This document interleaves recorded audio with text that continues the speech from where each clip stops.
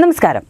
രാഹുൽ മാങ്കൂട്ടത്തിന്റെ വിഷയം വന്നപ്പോൾ MLA സ്ഥാനം രാജിവെക്കണമെന്നാവശ്യപ്പെട്ട് സഖാവ് MV ഗോവിന്ദൻ മുകേഷിന്റെ പ്രശ്നത്തിൽ പറഞ്ഞത് മറ്റൊന്നായിരുന്നു. കോടതി വിധിക്കും വരെ ആരോപണ വിധേയൻ മാത്രമാണെന്ന് പറഞ്ഞ അതേ സഖാവ് രാഹുൽ മാങ്കൂട്ടത്തോട് രാജിവെച്ച് പുറത്തു പോകാനാണ് ഇപ്പോൾ ആവശ്യപ്പെട്ടത്. ഇതാണ് കൃത്യമായിട്ട് പറയുകയാണെങ്കിൽ CPMന്റെ ഇരട്ടത്താപ്പ്. കേരള രാഷ്ട്രീയത്തിൽ പീഡനാരോപണങ്ങൾ ഒരു പുതിയ വിഷയമല്ലല്ലോ. പലപ്പോഴും ഇത്തരം കേസുകളിൽ പ്രതിക്കൂട്ടിലാകുന്നത് രാഷ്ട്രീയ നേതാക്കളോ അവരുടെ അനുയായികളോ ഒക്കെ തന്നെയാണ്. എന്നാൽ ഓരോ കേസിലും ഭരണപക്ഷത്തിന്റെ നിലപാടുകൾ മാറുന്നുണ്ടോ എന്നത് ശ്രദ്ധേയമായ ഒരു കാര്യമാണ്. അടുത്തിടെ യൂത്ത് കോൺഗ്രസ് നേതാവ് രാഹുൽ മാങ്കൂട്ടത്ത് നേരിട്ട സൈബർ ആക്രമണവും തുടർന്നുണ്ടായ പീഡനാരോപണവും CPMന്റെ ഇരട്ടത്താപ്പ് നയങ്ങളെക്കുറിച്ചുള്ള ചർച്ചകൾക്ക് വീണ്ടും തിരികൊളുത്തിയിരിക്കുകയാണ്. യുവനേതാക്കൾക്കെതിരെ ഉയരുന്ന ആരോപണങ്ങളെ CPM കൈകാര്യം ചെയ്യുന്ന രീതിയെക്കുറിച്ച് വ്യാപകമായ വിമർശനങ്ങൾ നിലവിലുണ്ട്. അടുത്തിടെ യൂത്ത് കോൺഗ്രസ് നേതാവ് രാഹുൽ മാങ്കൂട്ടം ഒരു യുവതിയെ പീഡിപ്പിച്ചു എന്നാരോപിച്ച് സമൂഹ മാധ്യമങ്ങളിൽ വലിയ വാർത്ത വന്നിരുന്നു. ഈ വിഷയത്തിൽ CPM സംസ്ഥാന സെക്രട്ടറി MV ഗോവിന്ദൻ നടത്തിയ പ്രതികരണം ഏറെ ശ്രദ്ധേയമായിരുന്നു. ഒരു ആരോപണം ഉയർന്നാൽ ഉടൻ തന്നെ രാജിവെക്കുകയാണ് വേണ്ടതെന്ന നിലപാടാണ് അദ്ദേഹം സ്വീകരിച്ചത്. എന്നാൽ മുൻപ് CPMലെ പല നേതാക്കൾക്കെതിരെയും സമാനമായ ആരോപണങ്ങൾ വന്നപ്പോൾ സ്വീകരിക്കാത്ത ഒരു നിലപാടാണ് MV ഗോവിന്ദൻ ഈ വിഷയത്തിൽ സ്വീകരിച്ചിട്ടുള്ളത്. CPMന്റെ MLAമാർക്കെതിരെ പീഡനാരോപണങ്ങൾ ഉയർന്നപ്പോൾ അവർ സ്ഥാനങ്ങൾ രാജിവെക്കാതെ തുടർന്നത് കേരളം കണ്ട കാഴ്ചയാണ്. അങ്ങനെ ഒരു സാഹചര്യത്തിൽ പാർട്ടിയോ പാർട്ടി സെക്രട്ടറിയോ ഈ വിഷയത്തിൽ പൊതുനിലപാട് എടുക്കുകയോ രാജി ആവശ്യപ്പെടുകയോ ചെയ്തിരുന്നില്ല. അന്ന് മൗനം പാലിച്ചവരൊക്കെ ഇന്ന് രാഹുൽ മാങ്കൂട്ടത്തിന്റെ കാര്യത്തിൽ വന്നപ്പോൾ രാജി ആവശ്യപ്പെട്ടത് ഇരട്ടത്താപ്പിന്റെ ഉദാഹരണമായിട്ട് നമുക്ക് ചൂണ്ടിക്കാണിക്കാവുന്നതാണ്. ഇവിടെ ഉയരുന്ന പ്രധാന ചോദ്യം ഇതാണ്: രാഷ്ട്രീയ നേതാക്കൾക്കെതിരെയുള്ള ആരോപണങ്ങളെ പാർട്ടി എങ്ങനെയാണ് സമീപിക്കുന്നത്? ആരോപണം ഉയർന്നാൽ ഉടൻ രാജിവെക്കണം എന്ന ഒരു പൊതു മാനദണ്ഡം CPMനുണ്ടെങ്കിൽ അത് എല്ലാ നേതാക്കൾക്കും ഒരുപോലെ ബാധകമാകേണ്ടതല്ലേ? സ്വന്തം പാർട്ടിക്കാരൻ പ്രതിയാകുമ്പോൾ ഒരു നിലപാടും പ്രതിപക്ഷം പ്രതിയാകുമ്പോൾ മറ്റൊരു നിലപാടും സ്വീകരിക്കുന്നത് രാഷ്ട്രീയ ധാർമ്മികതയ്ക്ക് ചേർന്നതാണോ? ഇത്തരം സമീപനങ്ങൾ രാഷ്ട്രീയ പാർട്ടികളുടെ വിശ്വാസ്യതയാണ് ചോദ്യം ചെയ്യുന്നത്. ഒരു രാഷ്ട്രീയ നേതാവിനെതിരെ ആരോപണം ഉയർന്നാൽ അതിനെ നിയമപരമായി നേരിടാൻ അവസരം നൽകേണ്ടത് അത്യാവശ്യമാണ്. എന്നാൽ ഇത്തരം വിഷയങ്ങളെ രാഷ്ട്രീയപരമായി മുതലെടുക്കാൻ ശ്രമിക്കുന്നവർ സത്യം എന്താണെന്ന് തിരിച്ചറിയാൻ പൊതുജനങ്ങൾക്ക് കഴിയാതെ വരുന്നുണ്ട്. രാഷ്ട്രീയ പോരാട്ടങ്ങൾ വ്യക്തിപരമായ ആക്രമണങ്ങളായിട്ട് മാറുമ്പോൾ ജനാധിപത്യം ദുർബലമാകുന്നു. ഈ സാഹചര്യത്തിൽ രാഷ്ട്രീയ പാർട്ടികൾ കൂടുതൽ ഉത്തരവാദിത്ത ബോധത്തോടെ പെരുമാറേണ്ടത് അത്യാവശ്യമാണ്. പിണറായി മന്ത്രിസഭയിലും സമാനമായ സാഹചര്യങ്ങൾ ഉണ്ടായിട്ടുണ്ട്. പീഡനാരോപണത്തിൽപ്പെട്ട ഭരണാധികാരികൾ ആരൊക്കെയാണെന്നാണ് ഇനി പറയുന്നത്. അവരിൽ എത്ര പേർ രാജിവെച്ച് പുറത്തു പോയിട്ടുണ്ട് എന്നുകൂടി നമുക്ക് നോക്കാവുന്നതാണ്. ഒന്നാം പിണറായി മന്ത്രിസഭയിലെ ഗതാഗത മന്ത്രിയായിരുന്ന AK ശശീന്ദ്രനാണ് പീഡനാരോപണവുമായി ബന്ധപ്പെട്ട വിഷയത്തിൽ രാജിവെക്കേണ്ടി വന്ന ഒരാള്. 2017 ഒരു ചാനൽ നടത്തിയ സ്റ്റിംഗ് ഓപ്പറേഷനിൽ ഒരു സ്ത്രീയുടെ സംഭാഷണത്തിൽ ലൈംഗിക ചുവയുള്ള പരാമർശങ്ങൾ നടത്തിയെന്ന് ആരോപിച്ച ശബ്ദരേഖ പുറത്തുവിട്ടു. ഈ ആരോപണം ഉയർന്നപ്പോൾ തന്നെ AK ശശീന്ദ്രൻ മന്ത്രിസ്ഥാനം രാജിവെച്ചു. തനിക്കെതിരെ വന്ന ആരോപണങ്ങൾ തെറ്റാണെന്ന് അദ്ദേഹം വാദിച്ചുവെങ്കിലും രാഷ്ട്രീയ ധാർമ്മികത ഉയർത്തിപ്പിടിക്കുന്നതിന് വേണ്ടിയാണ് താൻ രാജിവെക്കുന്നതെന്ന് അദ്ദേഹം പ്രസ്താവിച്ചു. പിന്നീട് ഈ കേസ് ഒത്തുതീർപ്പാക്കുകയും കോടതി അദ്ദേഹത്തെ കുറ്റവിമുക്തനാക്കുകയും ചെയ്തതിനെ തുടർന്ന് അദ്ദേഹം വീണ്ടും മന്ത്രിസഭയിലേക്ക് തിരിച്ചെത്തി. മറ്റ് കേസുകളും ആരോപണങ്ങളിലേക്കും വരികയാണെങ്കിൽ AK ശശീന്ദ്രന്റെ രാജിക്ക് ശേഷം പിണറായി മന്ത്രിസഭയിലെ ചില നേതാക്കൾക്കെതിരെയും സമാനമായ ആരോപണങ്ങൾ ഉയർന്നിട്ടുണ്ട്. എന്നാൽ ഈ വിഷയങ്ങളിൽ സ്വീകരിച്ച നിലപാടുകൾ ഒരുപോലെ ആയിരുന്നില്ല എന്ന് മാത്രം.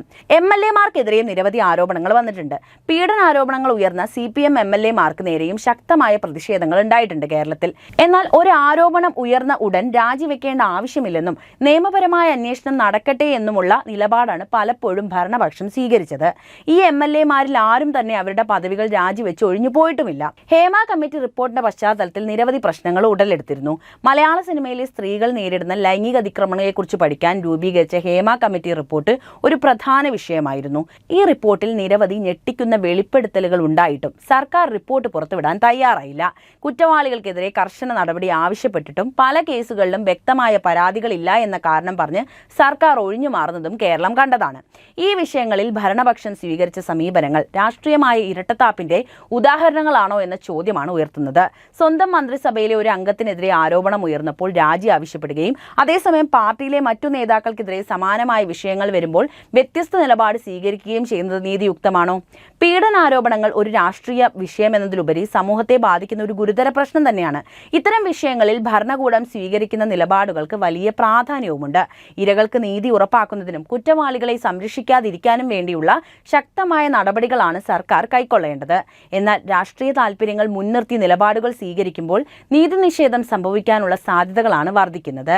കേരള രാഷ്ട്രീയത്തിൽ ഒരു വിവാദത്തെ എങ്ങനെ തങ്ങളുടെ രാഷ്ട്രീയ ആയുധമാക്കി മാറ്റാമെന്ന് LDFന് നന്നായിട്ട് അറിയുകയും ചെയ്യാം.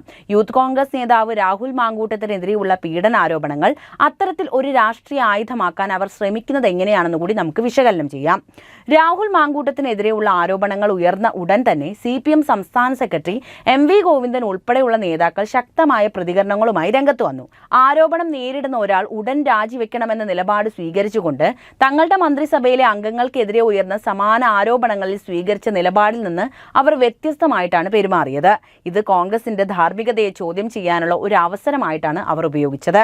രാഹുൽ മാങ്കൂട്ടത്തിന്റെ കാര്യത്തിൽ CPM സ്വീകരിച്ച നിലപാട് തങ്ങളുടെ മുൻ നേതാക്കൾക്കെതിരെ ഉയർന്ന ആരോപണങ്ങളിലെ നിലപാടുമായിട്ട് താരതമ്യം ചെയ്യുമ്പോൾ വലിയ ഇരട്ടത്താപ്പാണെന്ന് വ്യക്തവുമാണ്. പീഡനാരോപണങ്ങൾ നേരിട്ട CPM MLA-മാർ അവരുടെ സ്ഥാനങ്ങളിൽ തുടർന്നപ്പോൾ കോൺഗ്രസ് നേതാവിനോട് രാജി ആവശ്യപ്പെട്ടത് തങ്ങളുടെ രാഷ്ട്രീയ എതിരാളികളെ പൊതുസമൂഹത്തിൽ അപമാനിക്കാനുള്ള ഒരു തന്ത്രമാണ്. ഈ ഇരട്ടത്താപ്പ് വിഷയത്തിൽ പൊതു ചർച്ചകൾ ഉയർത്തുകയും കോൺഗ്രസിന്റെ പ്രതിരോധത്തെ ദുർബലപ്പെടുത്തുകയും ചെയ്യും.